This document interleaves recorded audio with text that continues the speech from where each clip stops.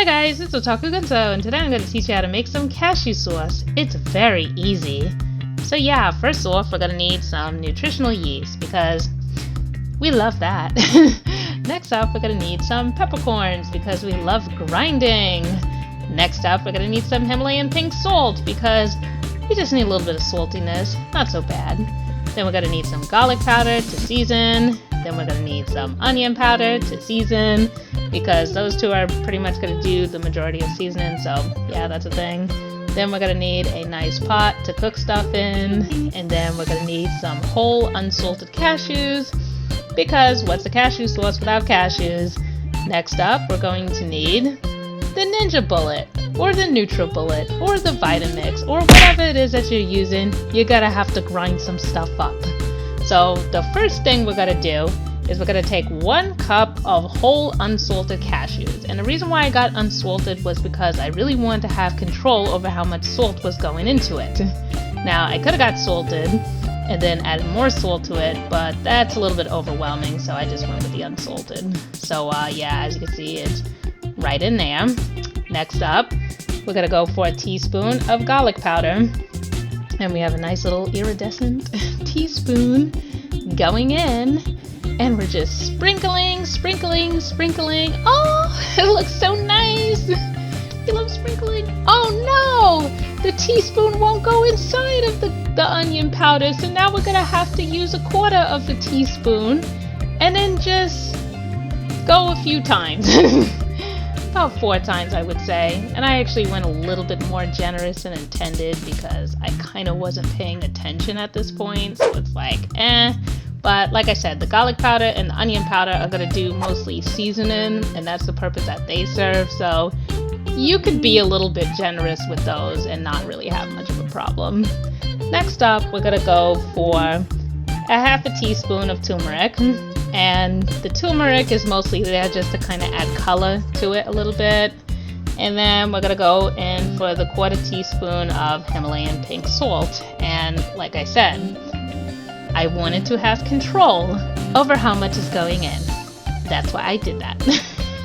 Next in, we're going to go in for some black pepper. And as you can see, I'm just grinding it in because I like to be generous with the black pepper. And you know, turmeric and black pepper go very well together. And then we're going to take out the nutritional yeast and we're going to use 2 tablespoons, which lovely little iridescent tablespoon right there. And we're going in with the nutritional yeast, which I love this stuff. It's very flexible. I use it on pizza. I use it in vegetable stir fries. I have even used it in my pancakes and or waffles at some point in time. And lastly, we're going to need some water. Some lovely, unadulterated, filtrated water. In this case, a faucet filtration system. Although you can still use bottled water, that's still good. You know, and you just fill it up to the line that it tells you to fill it up to on most of the bullets, or in my case, the Ninja Bullet, once again. And then you gotta take it back and kind of give it a shake just a little bit. And then you gotta twist the top on and make sure to twist it on really tight so that it doesn't leak. And then we're gonna plug in the Ninja Bullet and then we're gonna watch it go. Yay, let's watch it go. Let's watch it go. Ooh, let's press the auto IQ button. Oh, look at it go.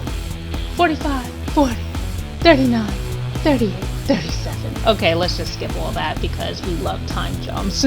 So yeah, it's done and it's all grinded up. And yeah, it's literally like water at this point. I mean, as you can see, it has a nice thin consistency, which in the beginning of everything, that's kind of what you want, you know. But we'll be fixing that momentarily. So next up, you gotta get on the stove. You gotta turn it to about a 4, you know, so right below medium because you don't need to go so high. And I'm actually not using oil on this, although if you want to use oil, you can. I just didn't use oil, so that's just me. But anyway, you gotta keep it on low, kind of get it to like a low boil for the most part. And that's actually gonna kind of help to thicken it up a little bit. And just moving the camera back just a little bit. Okay, now we're gonna go in with a 1/2 teaspoon of paprika, which I have no idea why I'm using a 1/4 teaspoon again to get a half, but that's just what I did at that point. So yeah, the paprika is gonna kind of help to enhance the other flavors and also kind of add a little bit of color, which that's pretty much what I'm using that for. Like, paprika doesn't really do anything else other than that on its own anyway. And as you can see, I'm going in with a nice iridescent spoon to mix everything up. I need iridescent cookware, but I don't think they make it in that. So yeah, we're going with the iridescent rainbow funhouse. And as you can see, it's a little bit thin. You know, the consistency is a little bit thin, but like I said, as it cooks, it's going to thicken up a little bit. So as you can see, after a few minutes, it has started to thicken up. It actually kind of looks like Daya, I'm not even gonna lie. And we're gonna go in with just a 1/4 teaspoon of chili powder because I like to season it. Chili powder is you can use that like whatever. But now you're gonna go down to low because it's already starting to kind of boil a little bit. And like I said, I did not use oil, so I don't want it to burn at the bottom. But as you can see, it's got a very thick consistency right now, and like I said, it looks like Daya and maybe Velveeta or whatever it is that you're looking for. Next up, we're going to just stir it a little bit, and yeah, at this point it's kind of done. Like, it's been on low, it has thickened up, and yeah, it's pretty much almost done. Got that thick consistency that we need. So yeah, it's coming in pretty good. It's not sticking, ironically, and I'm actually surprised at that considering the fact that, again, I did not use oil. So now we can actually take it and put it away because it's ready to go away. And oh gosh, it looks like it did stick a little bit on the bottom, but the sticking is not too bad. Like, all I have to do is just scrape it out. You know? Oh gosh, this is gonna take 500 years of scraping.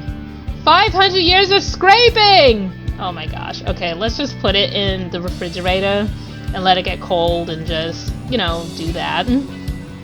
Although, another thing I could do is take it and put it in these little soap dish mold thingies that my mom picked up for me, and I could actually do it like that and just put it in the freezer to kind of help ration them out a little bit.